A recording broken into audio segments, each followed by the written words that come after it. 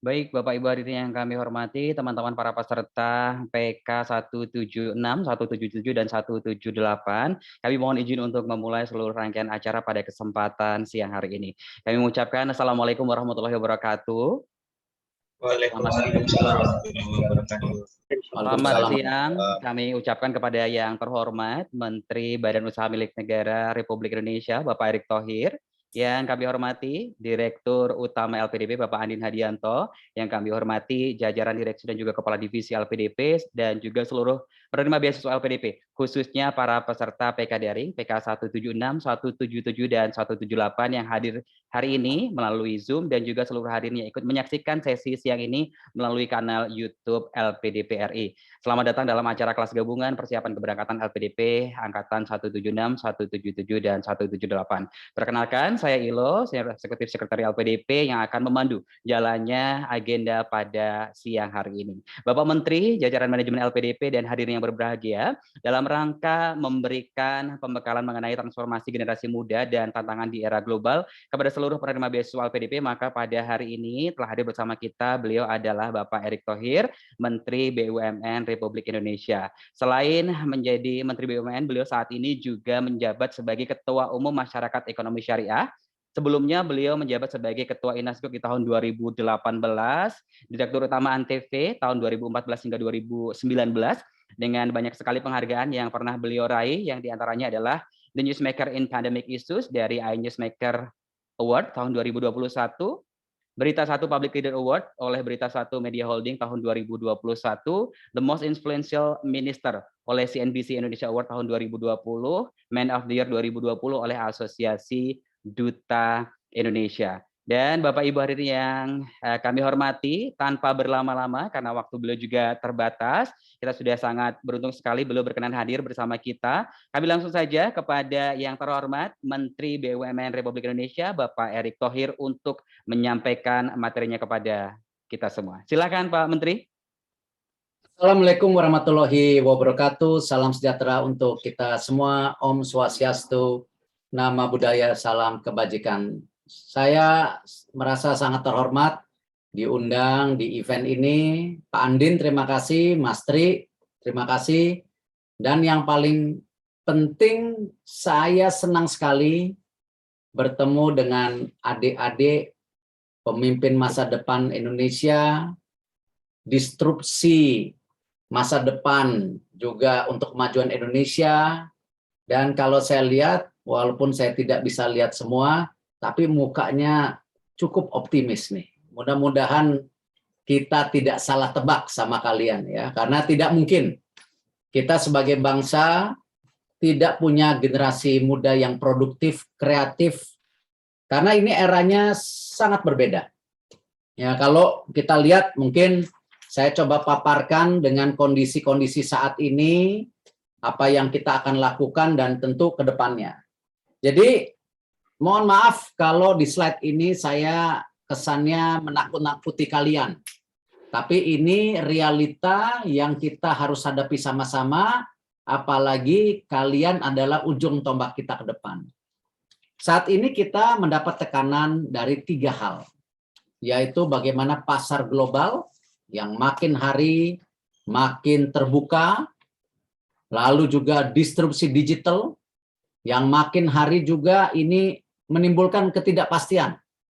Apakah di lapangan pekerjaan yang banyak hilang tapi juga ada yang tumbuh?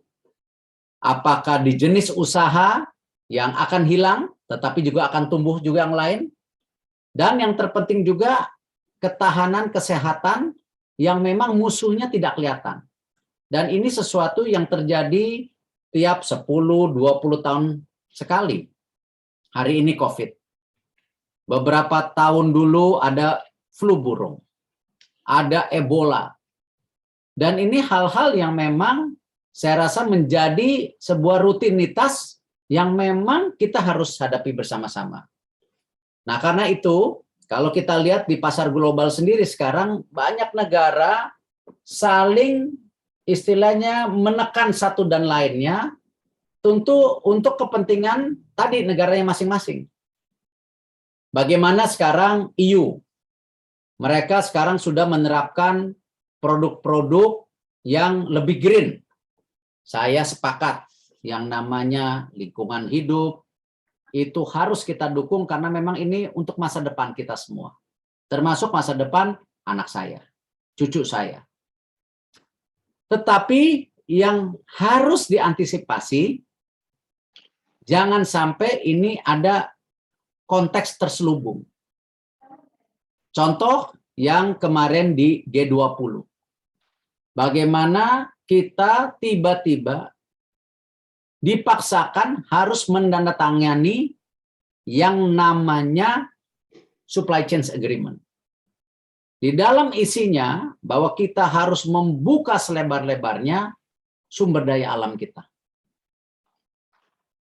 Kita juga di situ menjadi tekanan karena ini harus green, kita harus merubah daripada tadi fundamental daripada industri kita.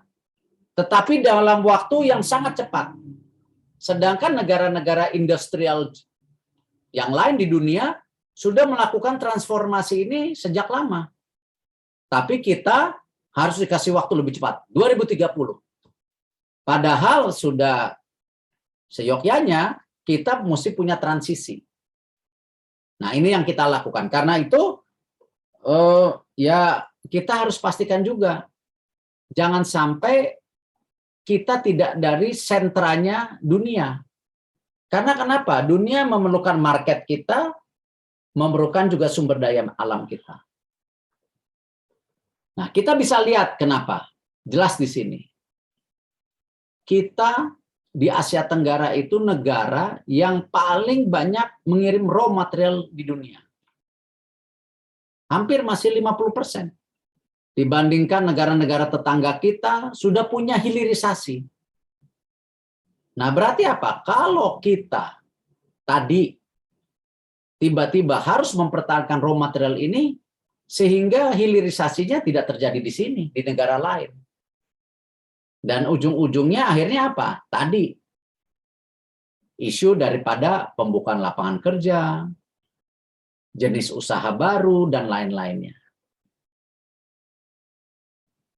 Dan kita lihat juga, ini kejadian sebagai benchmarking di negara lain.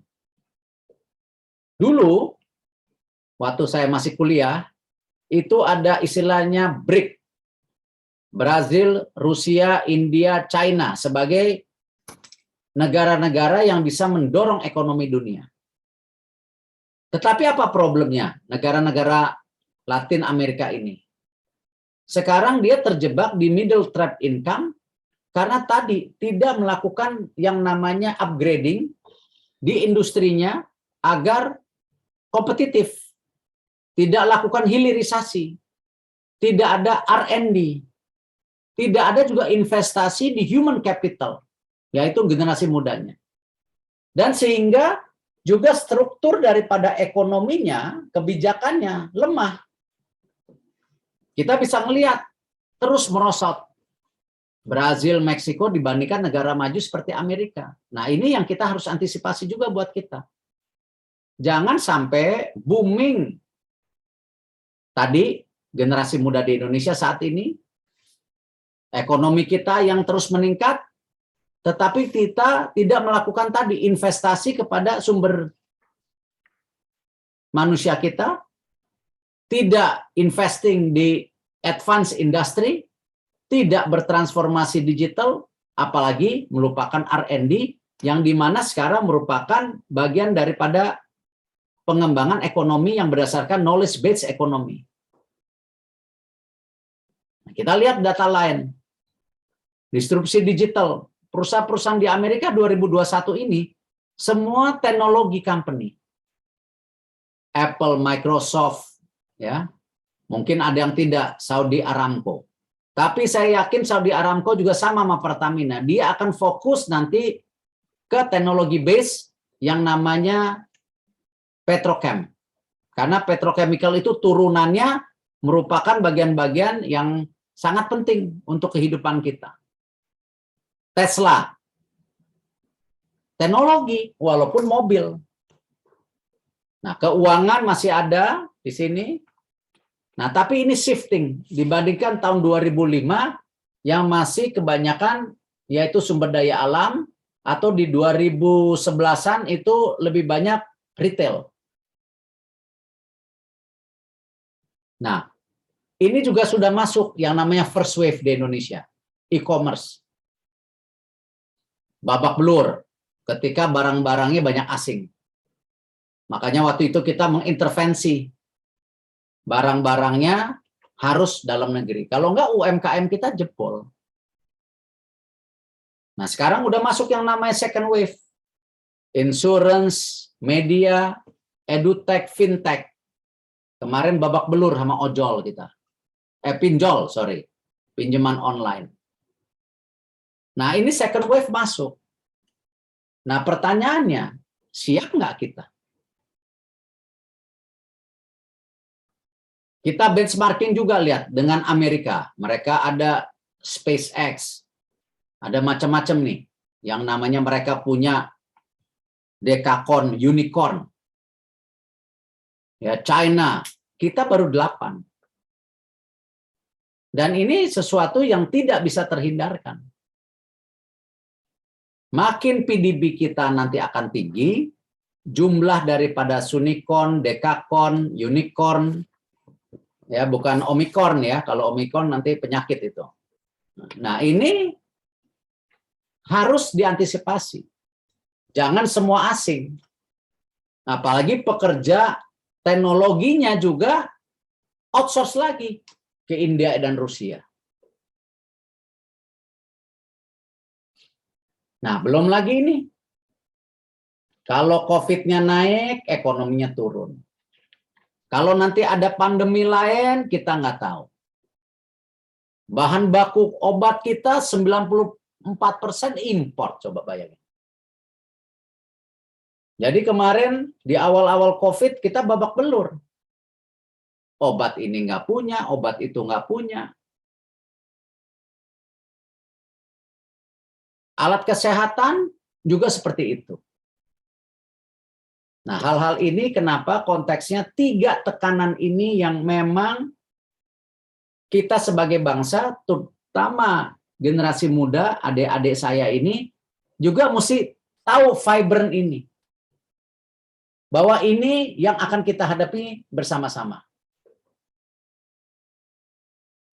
Tapi, kan kalau orang Indonesia selalu untung. Nah, kita tuh untung terus. Market kita besar.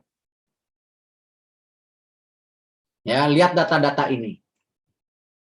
Tetapi pertanyaannya, kita rela nggak market kita yang besar ini akhirnya hanya untuk pertumbuhan bangsa lain?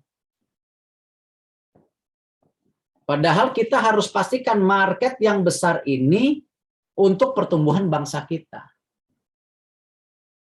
Kita tidak anti asing, tapi kita wajib berkompetisi untuk menjaga market kita dengan tadi SDM yang baik, sumber daya manusia, dan kebijakan atau intervensi dari kami, dari pemerintah.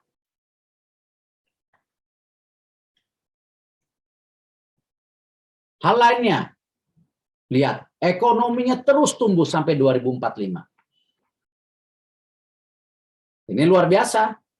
Ya, tapi buat pertumbuhan siapa? Jangan kita tumbuh, ada benalu dari negara lain. Dan ini yang kita harus antisipasi sama-sama.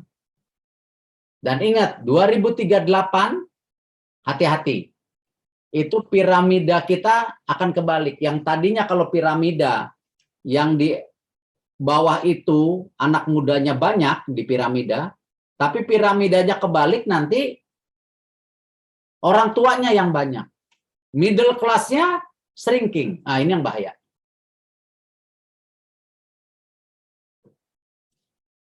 Nah, karena itu kita di BUMN, karena kita merupakan sepertiga daripada kekuatan ekonomi, kita benar-benar sadar. 2 tahun ini kita melakukan terobos-terobosan. Karena apa? Tidak mungkin tadi negara hanya berdasarkan pemasukan pajak. Selama ini regulasinya bahwa kita boleh defisit anggaran 3%. Tapi karena COVID ini kemarin 6%-an kalau tidak salah. Akhirnya apa? Karena defisit anggaran makin besar, pemerintah harus mencari alternatif. Dan tentu sebagai Menteri BUMN kita yakini, ya salah satunya BUMN yang harus memberikan kontribusi. Alhamdulillah kemarin kita bisa kasih 377 triliun. Yaitu terdiri dari pajak, dividen, dan juga PNBP. Nah, cukup? Tidak. Makanya kita lakukan terus transformasi efisiensi. Salah satunya sekarang yang bisa dirasakan, ya saya sendiri mengucapkan terima kasih sama tim saya di kementerian dan para direksi, bahwa kalau kita benchmarking atau compare, di tahun 2020 itu total keuntungannya 13 triliun. Hari ini, di kuartal 3 sudah 61 triliun. Nah, ini yang kita harapkan ke depan terus membaik. Nah, transformasi yang kita lakukan di BUMN, ini mapping singkatnya. Jadi kita punya 5 fondasi transformasi, nanti saya jelaskan. Kita juga punya core value yang namanya akhlak. Ya, nanti juga ada singkatannya. Kita mendownsizing jumlahnya BUMN dari 108 menjadi 41. Toh dari 108 yang bagi dividen 11. 41 yang bagi dividen 11. Nggak tahu ke depan, kali mungkin 30 yang mudah-mudahan yang bagi dividen 16, kan begitu. Jadi kualitas BUMN-nya membaik. Dan ini kita berdasarkan clustering, ya, berdasarkan supply chains.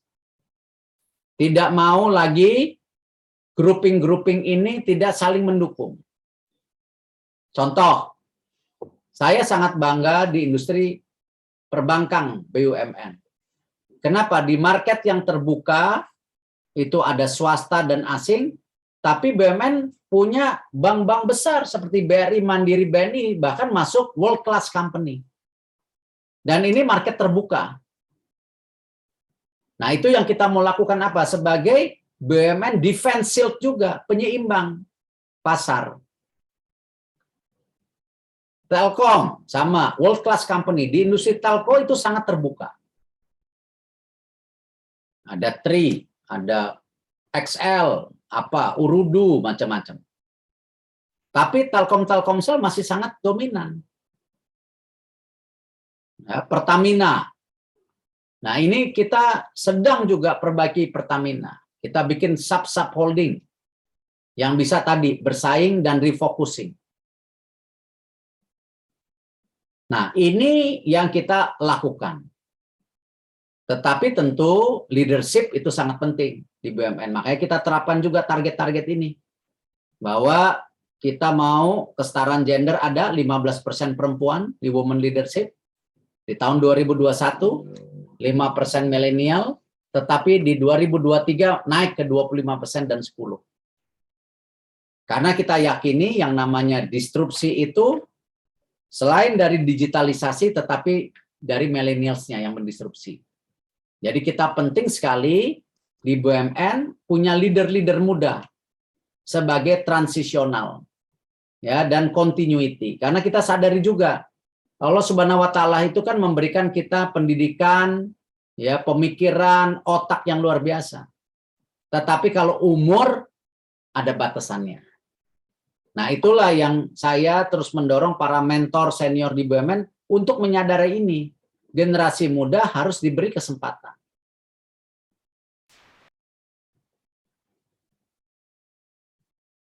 Untuk tentu tadi menghadapi pasar global, kami dari Kementerian BUMN melihat beberapa case. Ini beberapa case. Satu, mengenai sumber daya alam. Kita sudah alhamdulillah mengkonsolidasi seluruh pertambangan kita di bawah MindID. Jadi Freeport yang didorong Bapak Presiden waktu itu diambil alih. Lalu PTBA yang produksi batu bara, lalu timah, nikel, semua ini menjadi satu grup udah di bawah MindID. Tetapi kita tidak berpuas diri, karena itu kita dorong, ya seperti yang disampaikan di awal, mereka harus bertransformasi juga. Karena itu kita dorong sekarang batu bara, kita gasifikasi, itu bisa menjadi juga DME, pengganti LPG, yang sekarang masih impor terus kita. Dan LPG itu kalau tidak salah hampir 60 triliun sekarang subsidinya. Sangat memberatkan. Nah, kita punya sumber daya alam ini. Batu bara juga bisa jadi metanol. Nah, ini juga bisa menekan impor kita. Belum lagi nikel. Ini kita sedang membangun ekosistem yang namanya IBC, Indonesia Bartek Corporation. Di mana kita dari hulu sampai hilir kita akan lakukan. Dari pertambangannya, dari smelternya, pengolahannya, lalu jadi baterainya. Cukup di situ tidak. Ternyata BUMN juga Wika punya motor listrik yang namanya Gesit. Nah, kita gabungkan ke IBC juga sebagai ekosistem. Dan ke depan, ya bukan nggak mungkin. Tadi mobil listrik dan lain-lainnya. Karena apa? Dari baterai ke kendaraan itu nilainya 11 kali lebih tinggi. Kita kan selama ini juga impor terus motor dan mobil. Nah, Pelindo juga kita sama. Karena kenapa? Logistik ini menjadi penting ke depan. Selama ini kita selalu mengirim barang dari sini ke negara titik-titik. Kenapa nggak dari sini langsung ke Eropa? Dari sini langsung ke Amerika. Nah, karena itu Pelindo kita mergerin kemarin. Kita jadiin satu. Supaya apa? Tadi kita punya nilai bargaining, ya, karena kita besar, kita bisa mendorong direct shipping. Jadi nggak usah mampir-mampir lagi. Toh sumber daya alam kita, market kita besar. Dan terbukti setelah dikonsolidasi, peti kemas kita itu terbesar nomor 8 di dunia. Tetapi harga logistik kita ini masih termahal di dunia 26%. Nah, karena itu kita lakukan efisiensi, digitalisasi. Nah, dan kita harapkan juga ini terus meningkat profitnya ke depan. Himbara, tadi saya juga udah nyenggol-nyenggol dikit, sekarang Himbara itu kita bikin menjadi lokomotif-lokomotif besar. Seperti BRI. Kita sinergikan dengan PNM yang ibu-ibu, itu pinjaman kepada perempuan ibu-ibu, yang sekarang nasabahnya sudah 10,8 juta dengan pinjaman 4 juta. Dengan tingkat kemacetan hanya 0,13%. Nah, ini kita jadikan ekosistem besar. Ultramikro UMKM. Toh kalau kita benchmarking dengan negara lain, seperti Malaysia, Thailand, itu pinjaman Himbara, maksudnya, bukan Himbara, perbankan kepada UMKM itu 50%. Kita baru 20%. Nah, ini yang saya rasa tentu kita harus bongkar. Nah, karena itu kita perlu lokomotifnya, karena itu BRI menjadi ekosistem UMKM dan rural pedesaan. Untuk Bank Mandiri, kita fokus kepada korporasi urban ekosistem. Jadi yang urban perkotaan tuh Bank Mandiri. BNI kita lakukan untuk internasional, untuk dukung diaspora, pekerja migran, ekspor kita. Nah, ini semua jadi punya strategi besar. Belum lagi kita juga sudah menggabungkan bank syariah grouping yang ada di BUMN menjadi alternatif pembiayaan syariah, ya itu BSI, Bank Syariah Indonesia. Ini pertama kalinya dalam sejarah kita punya bank syariah nomor 7 terbesar di Indonesia, nomor 11 terbesar di dunia. BSI kita dorong, ya kemarin sudah buka cabang di Dubai, nanti kita juga minta cabang buka di Saudi dan lain-lain. Untuk supaya 5 tahun ke depan, BSI ini bisa masuk top 10 bank terbesar di dunia untuk syariah. Nah, hal-hal ini yang kita bilang tadi, kita meningkatkan competitiveness kita. Telkom sama, kita bongkar Telkom, lihat nilai kapitalisasi harga Telkom sekarang. Ini sudah 413 triliun kemarin, terbesar dalam sejarah Telkom. Ketika awal-awalnya kita kritik, saya sempat dihujat. Kok menteri asal ngomong? Perusahaan publik dikritik, akhirnya harga tarifnya turun. Ya, kembali itu bagian. Kalau Telkom tidak kita switch, kita tidak benerin bisnis modelnya, ini sunset industry. Yang namanya voice sudah gratis, text message, WA gratis, dia harus migrate kepada apa? B2B service. Apakah jaringan fiber optik, data center, 5G, itu yang kita lakukan. 5G mining, kita akan launching nanti. Telkom bersama Freeport di pertengahan tahun depan. 5G mining. Industrial nanti, 5G. Kemarin saya tekan, Telkom bekerja sama grup kesehatan BUMN. Supaya apa? Telemedicine terjadi, ekosistemnya terjadi. Di mana kalau orang dari Aceh misalnya, sakit titik-titik, dia bisa telemedicine dengan dokter di Jakarta. Lalu terekam obatnya. Kalau amit-amit ada kecelakaan di jalan tol, pasien tersebut bisa dibuka database-nya, sudah ketahuan, oh dia alergi obat ini, jadi jangan salah obat. Nah, ekosistem ini yang kita lakukan di Telkom. Telkomsel ke B2C. Ya, dia menjadi OTT platform, enabler, edutech, games. Nah, game sekarang. Ini semua gamesnya asing. Padahal lihat, orang sekarang sudah membuat metaverse. Ya, Google, Facebook, udah mau bikin dunianya sendiri, metaverse. Di situ ada ekosistem sendiri yang namanya Bitcoin, payment system, mall sendiri. Di dalamnya ada NFT, ya, transaksi art, transaksi sport. Ya, tetapi ini bagian justru bagus karena ini akan membuka lapangan kerja jutaan. Tetapi kita jangan hanya pengguna gamesnya, kita mesti masuk ke dalam itu untuk produsernya. Karena kenapa? Ya baju-baju di dalam games itu juga bisa mendapatkan income sekarang. Nah, ini yang kita ngelihat bahwa B2C Telkomsel juga harus berpihak. Belum lagi tadi, kita juga akan launching Merah Putih Fund untuk bagaimana kita investing ke startup Indonesia. Tetapi dengan 3 kesepakatan. Foundernya orang Indonesia, bukan orang asing, terus ada orang Indonesia cuma dijadiin founder-founderan. Perusahaannya beroperasi di Indonesia, dan ketiga, harus diawali go public di Indonesia, jangan di negara lain. Nah, kita lakukan ini, dorongan-dorongan ini untuk generasi muda. Hospital, sama. Tadi saya sudah sampaikan. Bagaimana konsolidasi hospital ini menjadi kekuatan kita. Bio Farma, fokus vaksin. Sampai kapan kita vaksin impor terus? Nah, tapi kita juga jangan terbelenggung, yang tadi saya sampaikan, tidak bekerja sama dengan pihak lain. Ini insya Allah, kita buat vaksin BUMN bersama Baylor University di Amerika.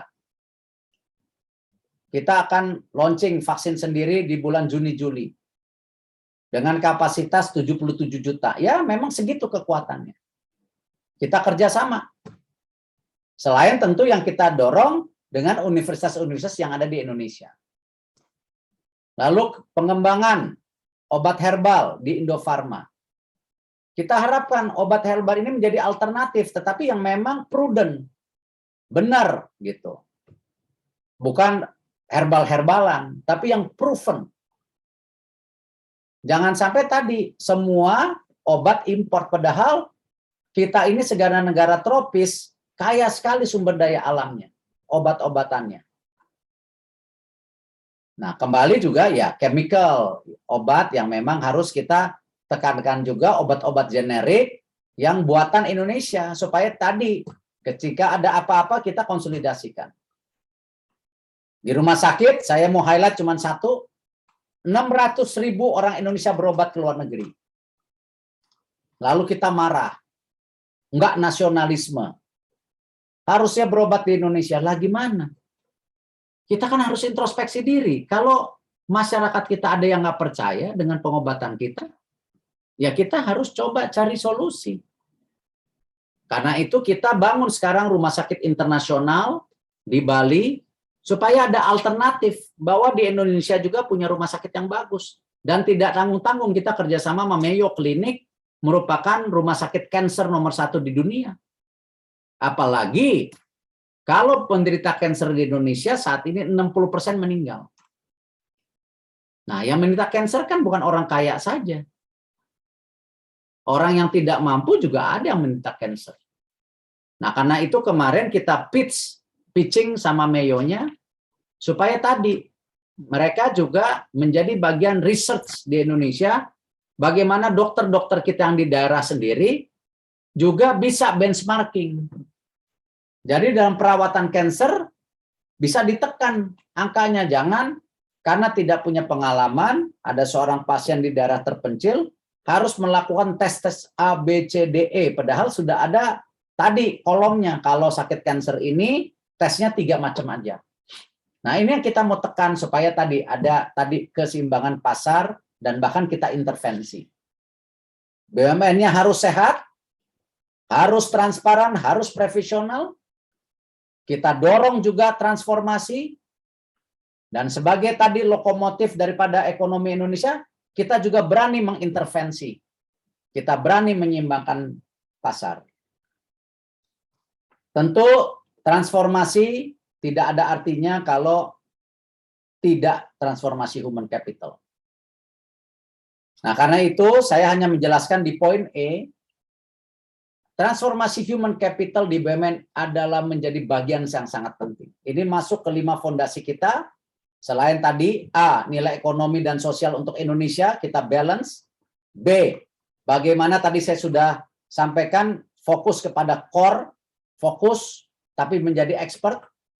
C, pengembangan teknologi, digitalization, big data, R&D dibalikan ke universitas, nggak usah kita yang bikin, kita komersialisasikan aja sama universitas. Lalu tadi, peningkatan investasi yang baik, jadi jelas return-nya, dan bisnis proses yang baik, supaya tidak ada korupsi. Dan ini juga kita tekankan, kemarin saya duduk sama pihak KPK, BPK, BPKP, kita minta pendampingan. Kenapa? Yang namanya R&D research, dari 10 yang jadi 3. Tapi yang 7 jangan langsung dibilang kerugian negara, korupsi, mati kita. Akhirnya kita semua takut R&D. Nah, hal-hal ini kita juga bagian dari transparansi, dan tentu sumber daya manusia yang saya sampaikan tadi. Kita alhamdulillah, ini baru tadi malam saya cek lagi, ya nanti ada announcement bahwa targetnya sudah tercapai. Desember ini BOD muda kita 5%, yang di bawah 42. Dari yang wanita mencapai 15% Desember ini sesuai target. Tetapi kita mau dorong terus sampai 10% dan 25% di tahun 2023. Dan komitmen ini tidak hanya di BUMN, di kementerian pun kita punya Deputi HRD dan IT itu Mas Teddy, usianya masih 38 tahun. Ini mungkin salah satu yang termuda di seluruh kementerian. Lulusan dari SMA Taruna Nusantara, lalu dapat beasiswa, kemarin terakhir master di Berkeley University. Ya, MBA-nya. Tenaga ahli saya ada yang namanya Ray, umurnya 25. Kemarin lulusan di Belgia. Lulusan di Belgia, dia ngambil ya apa lupa lah, saya lupa. Pokoknya udah gabung ke kita. Next slide. Nah, ini contoh-contohnya. Ini Soleh Ayubi, kita hijack dari United Healthcare Amerika, sekarang di Bio Farma, menjadi Direktur Transformasi dan Digital, usianya 38. Kita juga nggak tanggung-tanggung, hijack dari swasta. Kalau mau gabung, ini Fajrin, 35 tahun, saya rasa sebagian dari kalian tahu lah. Ini dulu foundernya Bukalapak, terus dia jual sahamnya, gabung sekarang di kita. Luar biasa komitmennya, karena dia mau juga menjadi bagian tadi bangun merah putih kita, supaya kompetitif.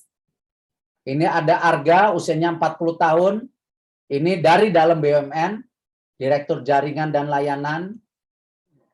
Saya banyak lah, cuman ini saya coba 3 dulu. Listnya yang bisa saya paparkan. Sri Kandi BUMN, ini ada Ibu Alexandra, ya, Wakil Direktur Utama Mandiri. Di BNI Direktur Keuangannya juga 46, ini Sri Kandi ya. Ini Vivian, oh sekarang udah 43, tadinya 42. Ini Direktur Keuangan BRI dari dalam. Ini Bu Alexandra dari dalam, Mandiri, BNI, Bu Novita dari dalam, Ibu Vivian BRI dari dalam. Nah ini jelas bahwa kita punya komitmen. Ini kita punya program magang mahasiswa untuk universitas-universitas yang ada di Indonesia. Ya, sekarang totalnya sudah 3.291 nih batch 2. Dengan 4 poin, ada kesempatan berkarir nantinya, mengenal dunia usaha. Ya, kita sinergikan juga dengan program Merdeka Belajar, pengembangan kapasitas, sertifikasi supaya ini menjadi bagian. Next slide. Nah, ini yang saya rasa kita akan launching hari ini atau besok, saya lupa. Jadi link and match ini kita mau lakukan sekarang. Bahwa penting sekali dalam bersaing global ini juga kita ambil the best talent. Nah, kita coba di 7 BUMN dulu. Ya, karena kita ingin pastikan ini jalan. Di PTPN itu kita bioinformatika. Di mana kita tahu lahan PTPN ini luas sekali. Ya, bagaimana kita bisa melihat zoning masing-masing lahan, bagaimana juga agriculture upgrading bisa terjadi. Ya, nyemprotnya pakai apa? Nggak usah pakai orang. Ya, tapi metik masih pakai orang gitu. Lalu sistem keairannya pakai dripping, jangan pakai air yang dibanjiri misalnya. Ini seperti itulah yang kita harapkan. Pertamina juga go to renewable energy, kita perlu.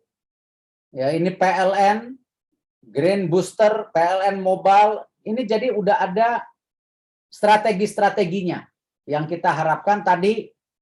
Indonesia Best Talent, alhamdulillah kalau dari LPDP bisa gabung ke sini. Nah, kita bikinin ini roadmap buat kalian jalannya, tinggal kalian bisa nggak merebut ini.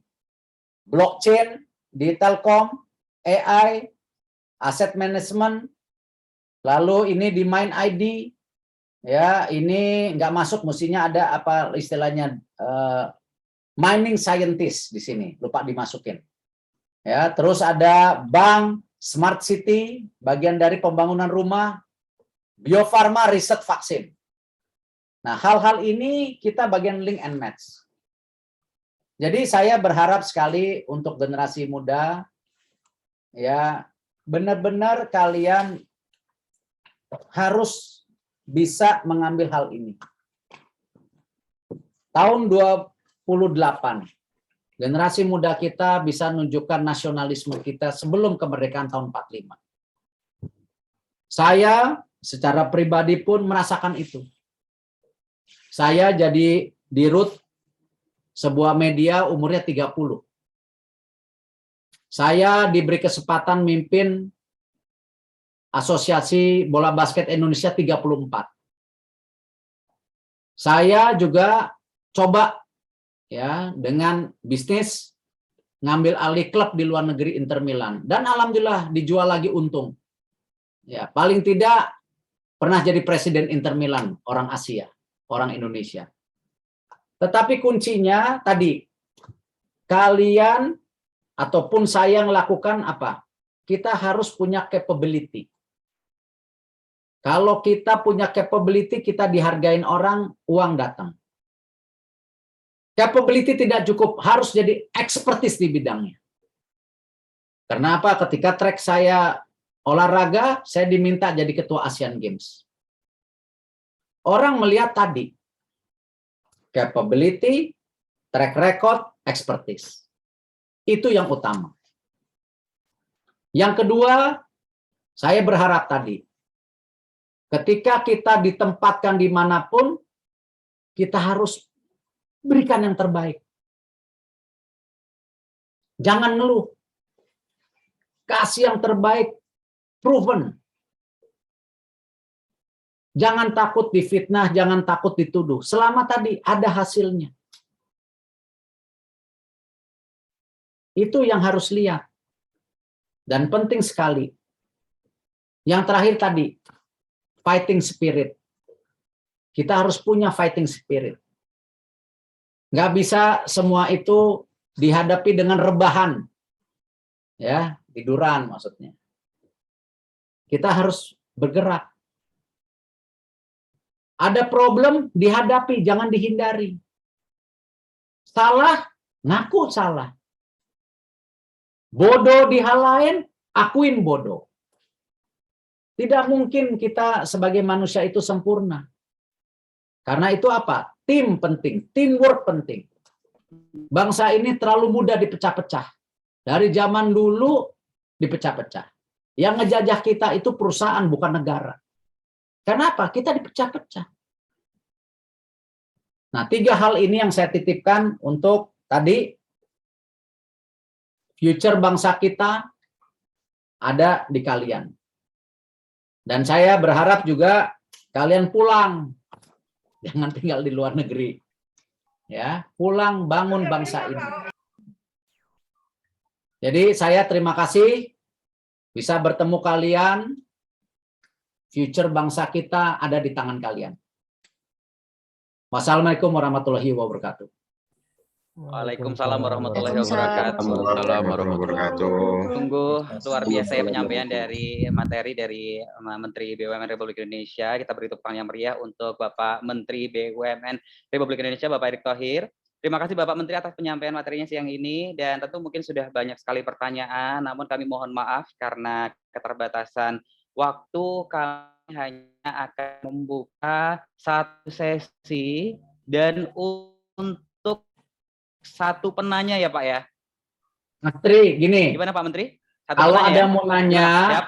tolong dikasih ke Mas Tri, nanti saya jawab satu-satu secara tertulis. Siap. Tetapi untuk yang terbuka hari ini, ya 2. 1 perempuan, 1 laki. Mas Tri yang pilih, saya nggak tahu. Oke, baiklah. Yang angkat tangan semuanya di slide saya bingung jawabannya. Sama Pak, ini di slide kami juga semuanya mengangkat tangan. Jadi kalau boleh, semua boleh tanya, tertulis, nanti kita jawab satu persatu. Baik, ya, hari ini 2 dulu. Ya. Baik, silakan untuk penanya ini yang ada di layar saya saja ya. Rahmatullah dari PK 178 dan Sawitri dari PK 176. Pertanyaannya disampaikan dengan singkat dan jelas. Silakan Mas. Terima kasih atas kesempatannya Mas. Assalamualaikum warahmatullahi wabarakatuh. Perkenalkan, nama saya Rahmatullah. Tujuan studi Universitas Islam Negeri Sunan Kalijaga, Yogyakarta. Program studi ilmu syariah, fokus studi hukum ekonomi Islam. Nah, saya tanyakan di sini terkait materi yang Bapak paparkan mengenai UMKM tadi. Nah, di daerah saya, khususnya di Sumbawa, Provinsi Nusa Tenggara Barat, menjadi salah satu daerah yang distribusi jagung terbesar di Indonesia, masuk ke dalam 6 provinsi penyumbang distributor jagung terbesar. Nah, cuma di sana dalam pengolahannya banyak UMKM yang masih membutuhkan dana, tetapi dari masyarakatnya di sana mereka enggan melakukan pinjaman ke perbankan karena sistemnya melakukan dengan sistem bunga. Sementara kita saat ini sudah memiliki perbankan yang berbasis syariah, namun fasilitas yang ada di sana berbasis syariah belum ada, Pak. Nah, untuk itu bagaimana tanggapan Bapak sebagai Menteri BUMN untuk memaksimalkan fungsi BUMN tersebut agar semua fasilitas yang dimiliki negara mampu dirasakan oleh masyarakat banyak, khususnya di Cuma Kabupaten dua Sumbawa. aja. Terima kasih. Ini tadi. Baik, terima kasih Mas Rahmatullah. Untuk pertanyaan yang kedua dari Mbak Sawitri, kami silakan. Singkat, Mbak. Assalamualaikum warahmatullahi wabarakatuh. Selamat siang Pak Erik. Perkenalkan saya Sawitri Apriati, kerja BUMN juga Pak di bidang energi. Sekarang penerima beasiswa Magister Luar Negeri ke Columbia University, Master of Public Administration in Energy and Environment Pak. Oke, pertama-tama saya ingin mengapresiasi Pak transformasi Bapak di lingkungan BUMN, terutama program Bapak itu yang terkait BUMN muda dan Sri Kandi BUMN, karena itu bisa mengekskalasi dan mengakselerasi peranan perempuan di lingkungan BUMN, Pak. Semoga bisa tertular ya, Pak, di kementerian lain. Nah, kalau pertanyaan saya, yang pertama nih, Pak, jadi kan sebelum jadi menteri, Bapak terkenal sebagai pebisnis ulung ya, Pak, pebisnis andal. Nah, strategi dan etos bisnis apa sih, Pak, yang bisa Bapak terapkan di lingkungan BUMN gitu, Pak? Maksudnya dari bisnis ke penyelenggaraan negara gitu, Pak. Jadi apa yang bisa Bapak terapkan strateginya? Itu yang pertama. Terus yang kedua, saya penasaran nih, Pak, strategi Bapak terkait BUMN yang sifatnya masih monopoli, bisa kita sebut BUMN di bidang kelistrikan ya Pak. Jadi kesannya kalau saya lihat masih kurang kompetitif Pak dibandingkan BUMN lain. Nah, saya penasaran strategi Bapak di hal tersebut seperti apa. Terima kasih. Assalamualaikum warahmatullahi wabarakatuh. Baik, terima kasih Sawitri dan juga Rahmatullah. Kami silakan kepada Pak Menteri. Oke, nanti yang lain kalau mau tanya dilisin, nanti kita jawab. Pertanyaannya pasti dahsyat-dahsyat. Siap. Untuk Mas Rahmat, begini. Satu, tadi saya sudah sampaikan, baru setahun ini kita punya bank syariah yang besar. Selama sejarah Indonesia kita tidak punya bank syariah sebesar itu. Ini sekarang asetnya 240 triliun. Sudah masuk 7 bank terbesar di Indonesia. Tadi saya sampaikan juga, di industri perbankan itu ada swasta dan asing. Dan Himbara bisa sustain, bisa kuat, karena apa? Tadi, sudah punya fokusnya, tetapi sempat melenceng-melenceng. Makanya kita balikan, BRI, yang tadinya pinjaman korporasinya 40%, sekarang dengan direksi komisaris baru, saya bilang nggak bisa. BRI itu bank rakyat. Kalau korporasi udah ada namanya Bank Mandiri. Jadi para korporasi mau pinjam yang besar-besar ke Bank Mandiri. BRI kembali ke UMKM. Kita bongkar 1 tahun terakhir ini, terima kasih kepada dirutnya Pak Narso, itu kita sekarang 80% sudah UMKM. Dan kita akan terus tekan menjadi 85%. Nah, sekarang yang syariah juga sama. Sekarang kita sudah konsolidasi, kita akan fokus. BSI sebagai tadi, lokomotifnya syariah. Dan kita juga sekarang terus perbaiki skim-skim pembiayaannya. Karena itu kita sekarang sedang duduk sama Pak Wapres, Ibu Menkyu, untuk tadi supaya bagi hasilnya ini lebih kompetitif dibandingkan bank konvensional. Nah, keberadaan BSI nanti saya cek di daerah NTB sudah ada atau belum, ya. Karena kadang-kadang di daerah itu kan sudah ada bank daerahnya juga. Tapi saya cek. Nah, pasti ya BSI itu juga mencari nasabah bagus, nasabah baru. Pasti dia akan kembangkan. Nah, hal-hal ini saya rasa menjadi bagian tentu komitmen yang kita bisa lakukan. Itu konteks nomor 1. Konteks nomor 2, kembali. Sudah waktunya petani kita bisa naik kelas. Kalau dulu kita lihat di film-film, ya petani Amerika di tahun 40-an aja udah naik pesawat terbang tuh nyiram. Dia punya gandum. Sekarang petani di Indonesia bukan naik kelas, makin miskin. Lahannya makin kecil, pupuknya nggak tepat waktu, bibitnya jelek. Nah, bagaimana? Padahal apa? Ini tulang punggung kitanya juga. Nggak mungkin kita bisa sehat hari ini kalau nggak makan. Semua makanan kita import. Makan tempe, kedelainya import. Daging, import. Gula, import. Kita tidak anti import. Ya, tapi kita harus mengimbangi ini. Nah, sama di jagung. Jagung itu sekarang mayoritas masih istilahnya buat makan dan pakan ternak. Tetapi sebenarnya ada kebutuhan buat industri makanan, yaitu tepung jagung, tetapi kualitas jagungnya itu bukan yang ada di Indonesia. Nah, ini bibit ini yang menjadi kunci juga. Nah, ekosistem jarum ini, ekosistem jagung ini yang harus kita perbaikin. Seperti ekosistem kopi. Kopi itu kita nomor 4 terbesar di dunia untuk produksi kopi. Pembelian kopi dalam negeri itu 38% sudah. Dan saya yakin generasi muda kita ini akan makin banyak menyerap kopi. Jadi kalau nanti 51%, kita bisa lebih mandiri. Dan ini bagus buat kita apa? Supaya kopi-kopi kita yang beneran jual bagus, kita bisa menjadi market kita. Karena selama ini kopi-kopi kita itu yang di luar negeri hanya sebagai adukan, bagian dari untuk kopinya saja. Lihat aja yang ada di Starbucks. Padahal kualitas kopi kita nggak jelek. Nah, sama jagung itu kita harus perbaikin kualitasnya. Jadi ada target-target market tersendiri. Nah, memang kita sekarang punya program namanya Makmur, tapi masih kecil. Baru 50.000 hektar, 37.000 petani, di mana program Makmur ini alhamdulillah udah jalan di beberapa titik.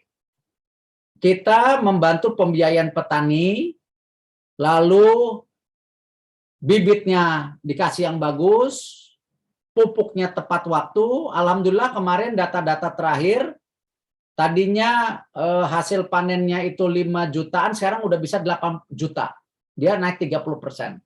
Dan kita sama swasta meng-off-taker hasilnya. Nah, tapi memang belum di NTB, karena kita masih coba dulu di daerah-daerah yang tadi fondasi kita ada. Tapi sabarlah, pasti kita akan ke sana. Karena kalau program Makmur ini sukses, pasti kita akan dorong ke banyak daerah. Yang terakhir tentu mengenai monopoli. Pak Presiden kemarin di Labuan Bajo, sejak awal saya juga menjadi Menteri BUMN, beliau mendorong bahwa ini era pasar bebas. Tentu era pasar bebas ini konsekuensinya yang tadi saya sampaikan. Bahaya kalau tidak kita lakukan keseimbangan atau mengintervensi pasar itu. Akhirnya kita jebol. Begitu jebol, kita hanya import, pegawainya bukan orang kita, semua perusahaannya asing. Tapi kita nggak bisa salin siapa-siapa, kita justru harus introspeksi diri. Kita harus menjadi kekuatan itu, makanya saya dorong BUMN ini harus bertransformasi, termasuk PLN. Tidak mungkin nanti PLN terus memonopoli listrik. Di rumah-rumah bisa pasang solar panel sendiri.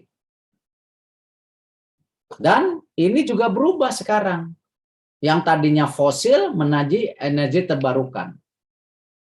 Ada water, ada angin, ada solar panel, ada geothermal. Ini berubah. Nah, karena itu kita sekarang sedang konsolidasi di PLN. Ada PLN yang bicara distribusi, grid, tetapi nanti saya mau ada 2 subholding yang fokus kepada power, ya, untuk ditransisi kepada renewable dan retail. Nah, retail ini juga mestinya sudah untung. Jadi jangan juga tadi PLN terjebak dengan monopoli itu. Dan bukan eranya. Ya, kayak sekarang ini pimpinan-pimpinan PLN bukannya Pak Zul atau Pak Darmo yang baru ya. Bahwa kita terjebak tadi hanya monopoli. Nah, ini yang kita sedang dorong perubahan ada di PLN supaya mereka juga bisa berkompetitif dengan baik. Era monopoli akan sulit dipertahankan. Apalagi dengan ada digital. Sekarang sudah makin terbuka. Nah, ini yang kita harapkan justru tadi transformasi PLN kita akan fokuskan di tahun depan setelah Pertamina. Untuk dari swasta ke birokrasi, ya memang tidak mudah. Ya, apalagi pasti di posisi-posisi saya selalu mendapatkan fitnah. Konflik kepentingan. Dibilanglah, kakak saya begini-begini. Saya selalu bercandanya apa? Untung kakak saya kaya. Coba kalau kakak saya miskin. Tiap hari datang ke kementerian. Minta proyek gitu. Orang dia udah punya uang. Nah, memang yang terpenting itu di posisi saya ini tadi menjaga konflik kepentingan. Dan itu yang saya jaga. Ya, resiko kita sebagai pejabat publik pasti difitnah. Pasti dituduh. Tapi selama kita bisa buktikan kita bersih, kita nggak perlu takut. Pemimpin yang terjelek adalah pemimpin yang tidak mengambil keputusan apa-apa. Pemimpin harus berani ngambil keputusan, kalau salah bisa diperbaiki. Yang terjelek, yang tidak ngambil apa. Pemimpin ngambil keputusan terus, luar biasa kalau benar terus. Tapi ingat, sempurna milik Allah. Kita tuh manusia pasti kekurangan. Jadi sama, saya kuncinya ketika saya ditempatkan di satu tempat, ya saya membentuk tim yang bagus, itu kuncinya. Tim yang dibentuk bukan berdasarkan pertemanan, persaudaraan, tetapi berdasarkan capability, keahlian masing-masing. Itu satu. Yang kedua, setelah timnya ada, saya juga membuat roadmap setransparan mungkin. Seperti tadi 5 fondasi, dan kepentingannya ditaruh di tengah, di atas meja di tengah. Bukan di tangan kita, di tengah. Karena itu, waktu itu pernah ada yang meliput juga, saya tuh nggak punya meja di kantor saya tuh, nggak ada tuh meja yang berhadapan itu. Saya di meja panjang. Karena itu filosofi apa? Ya kalau orang ngadep kita udah di meja, udah pasti kalahan. Toh gini, waktu rapat terbuka pun, akhirnya toh saya ngambil keputusan, orang menterinya saya gitu. Tapi filosofi bagaimana kebersamaan dalam mengambil keputusan, bersama dalam menghadapi masalah, itu yang penting. Jadi tim penting, roadmap yang dibuat secara transparan dan kebijakan yang diambil secara transparan penting. Ya, dan ketiga, kita mesti yakinkan implementasinya jalan, bukan hanya roadmap. Implementasinya jalan nggak? Kalau tidak konkret, tidak jalan, ya percuma, ngapain? Yang keempat, setelah diimplementasi, hasilnya harus ada, kelihatan. Tadi seperti makmur saya jelaskan, ada hasilnya. Di 50.000 hektar itu, para petani naik. Gitu. Tapi saya belum berani kembangkan seluruh Indonesia. Karena kalau terlalu cepat nanti kaget. Tapi kayak program Mekar, kita akan tingkatkan menjadi 20 juta. Sekarang sudah 10,8 juta. Karena ini sudah berjalan di banyak provinsi. Kalau tadi makmur belum. Kalau Mekar sudah di banyak provinsi. Tapi saya udah cek, di Papua pun belum. Nah ini kita, Indonesia ini gede sekali soalnya. Gitu. Nah, tapi Mekar sudah bisa 20 juta. 10,8 juta menuju 20 juta. Ya, jadi itu yang saya bisa sampaikan. Saya mohon maaf, bukan tidak mau nanya, menjawab, tetapi yang tanya silakan tertulis, nanti kita jawab. Ya, Insya Allah Ya, kita berbuat yang terbaik, insya Allah juga tadi pertanyaan-pertanyaannya kita bisa lakukan. Tapi kembali tadi kita sudah membuat program link and match. Nah, ini sudah kita jabarkan tadi di 7 BUMN. Nah, saya akan tekankan kalau bisa nanti ke depan 41 BUMN. Tapi sekarang 7 dulu. Supaya tadi jangan kagetan. Ya, seperti padi UMKM, kita dulu awalnya 12. Sekarang seluruh BUMN sudah pakai padi UMKM. Apa? Tender di bawah 400 juta harus UMKM, tidak boleh BUMN lagi. Dan UMKM-nya itu didaftarkan di Kementerian Investasi, di OSS. Dan ada sertifikatnya, jadi bukan UMKM bohongan. Dan alhamdulillah baru berjalan 1,5 tahun, padi UMKM ini sudah terakhir 10.100 atau 10.100 UMKM dengan nilai transaksi 12,4 triliun. Jadi bisa kok. Kalau kita mau dan punya keberpihakan dan berani mengintervensi. Terima kasih Mas Tri. Nanti kita lanjutkan lagi di lain kali, nanti apalagi kalau udah pada lulus, siapa tahu bisa gabung. Betul, Pak. Baik, kami ucapkan terima kasih dan luar biasa nih kita beri tepuk tangan yang paling meriah untuk Pak Menteri. Terima kasih atas reminder dan juga inspirasinya yang telah disampaikan kepada kita semua pada kesempatan hari ini. Thank you so much for giving us with so many insight, Pak. Dan hadirin yang kami hormati, dengan demikian seluruh rangkaian acara persiapan keberangkatan bersama Menteri BUMN Republik Indonesia, Bapak Erick Thohir, kami cukupkan. Kita beri aplaus sekali lagi yang paling meriah untuk Bapak Menteri. Kami mohon izin Pak, sebentar untuk kita diabadikan dalam sesi foto bersama. Kami silakan kepada panitia untuk bisa langsung mengabadikan dalam sesi foto bersama terlebih dahulu. Baik, kami mohon izin untuk menghitung Pak. 1, 2, 3. Baik, cukup. Dan semoga acara ini menjadi bekal pengingat untuk kita semua, mengisi setiap sendi semangat kita untuk selalu senantiasa berkontribusi untuk bangsa Indonesia with every single capacity and also capability that we have, dan juga always do our best wherever we are, be the expert and always have a fighting spirit. Kami ucapkan terima kasih. Sekian, mohon maaf apabila ada kekurangan dan salah kata dari kami. Saya Ilo pamit undur diri. Sampai jumpa. Terima kasih dan assalamualation warahmatullahi wabarakatuh. Sampai jumpa di sesi PK berikutnya. Terima kasih Pak Menteri. Terima kasih. Terima kasih Pak. Terima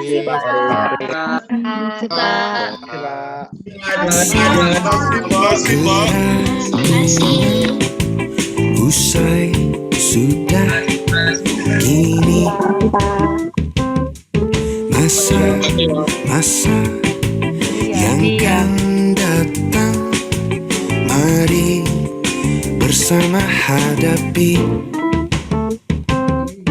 raih cita untuk sentosa, jangan bimbang ragu. Tiada kata cerah dalam perjuangan nanti. Tanamkan kepastian dalam meraih cita yang menjadi harapan. Jalan berliku dalam kehidupan, deburan hikmah semata.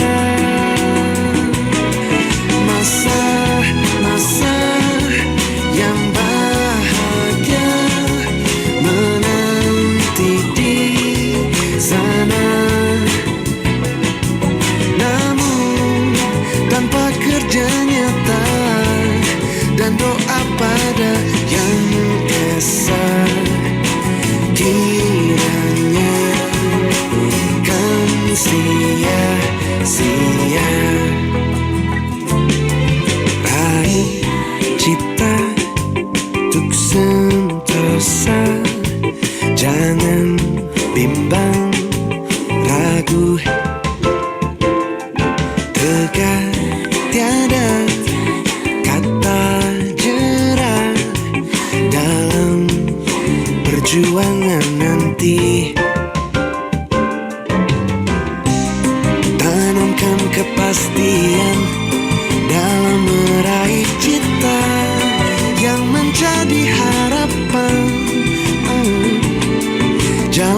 berliku dalam kehidupan, debu dan hikmah semata. Masa-masa yang bahagia menanti di sana, namun tanpa kerja nyata dan doa pada yang esa.